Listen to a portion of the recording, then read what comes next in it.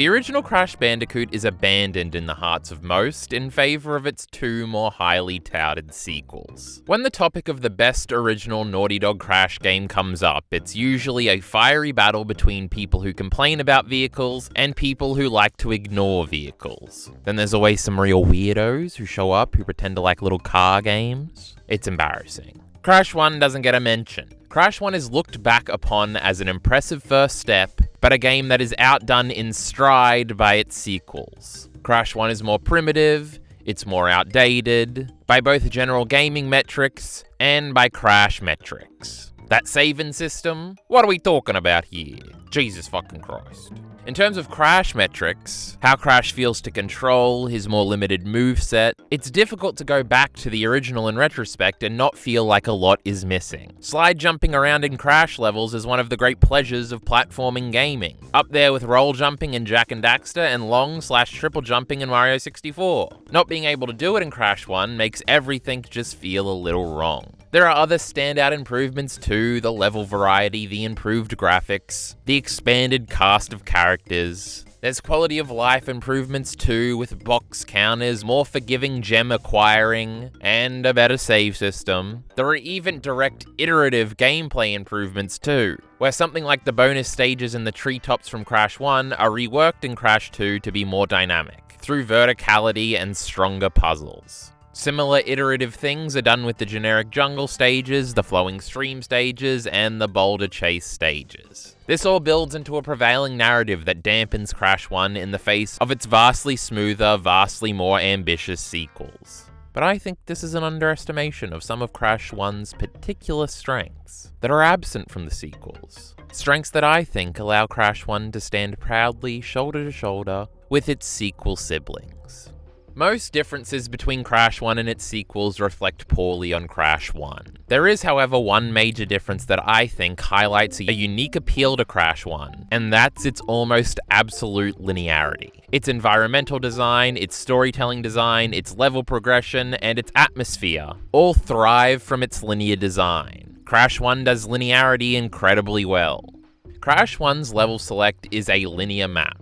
Rather than the more player-autonomous, non-linear warp rooms its sequels would make part of the Crash identity. In Crash 1, you traverse 3 islands, washing up initially on Insanity Beach and journeying all the way to the peak of Cortex Tower. This linearity leads to this progression being part of the storytelling and the level design. You progress from the far-off, largely untouched by industrialization, natural tropical island environments of the first island, to the second island where you come across creepy, abandoned remnants of an even more ancient civilization than the natives you saw on the first island, with their lost cities and underground architecture, all which are only populated by weird lizards and screeching bats. Only then to make your way to the final island, encountering full rapid industrialization as your march to Cortex concludes. Even the boss placements on this linear map imply storytelling and environmental details. A boss's relative approximation to Cortex and his inner sanctum characterize the boss and imply their histories. The first boss of the game, Papu Papu, all the way on Island 1, has nothing to do with Cortex or Crash. He is simply a native chief whose nap was interrupted by a giant marsupial that he then tries to squash. Contextually, it makes sense for him to be the first boss all the way off on the first island. The only boss on the first island.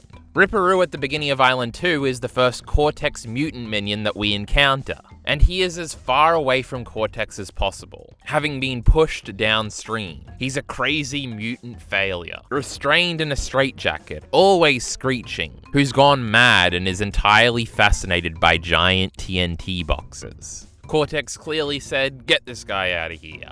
Koala Kong is the next boss. He appears at the tail end of Island 2. He's big and muscled up and likes to pose a lot. Clearly not a lot of brains going on here, and has been sent off to work in the mines to power Cortex's factories. The final non-Brio, non-Cortex boss is Pinstripe, who is nestled close to Cortex and Brio as their #1 mutant success, who seems to be acting in some capacity as an executive/boss in this Cortex organization, though he's also a little crazy and seems to have gotten himself mobbed up.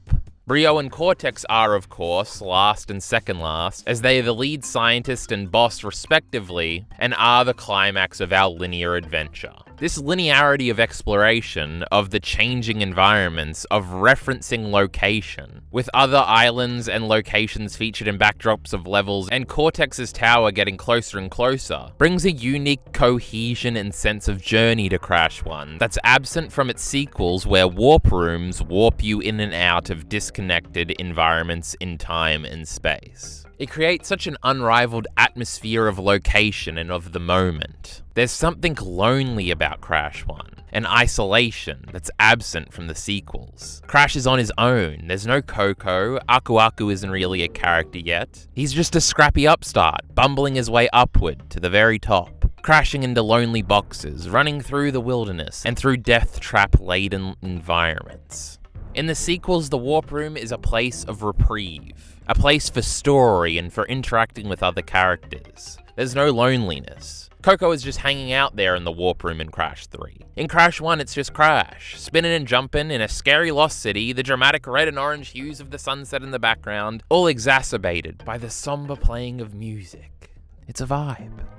The sequels tonally ramp up the goof factor considerably. Goofiness is undoubtedly a part in the first game too, but the dance, Crash being more of a presence as a silly little guy in cutscenes, the outer space stuff, the louder, more bombastic soundtrack, and the more exaggerated movements, all add considerably to the goofiness that becomes part of Crash's identity moving forward. The sequels are bigger, they're bolder, and everything's turned up to 11, and it's perfect. The sequels are great games too, but so was Crash 1. There are positives and things that are lost in each approach. The player freedom afforded by the non-linear warp rooms from Crash 2, and all the other platformers that follow it, opted for more freedom in level selection for the player and more freedom for the creators to design them. Crash can now be in jungles and in snows and in rivers right after each other in sequence. And in Warped, he can be in completely different environmental locations and completely different time periods, one after another. It's a great concept. But something is lost in that freedom. That being the linear connectedness of Crash 1, of its world, of its levels, of its characters, and of its vibe. There's no grand cutscenes, no neat, orderly warp rooms. There's no time travel, or space, or grand environments. Just those that are contextually sensible to a band of largely untouched, undiscovered, secret, stranded islands in the Pacific, and the unassuming, lovable, oversized animals and their struggles that inhabit it. Crash 1 might seem primitive in retrospect sometimes, but it's not primitive in ideas or in execution. 4 stars on Backlogged. Hey! Don't go anywhere. We've got our members and our patrons to thank. That'd be Jockey Bacon, Cruel Beauty, Mr. Gems, and Silly Elite RE.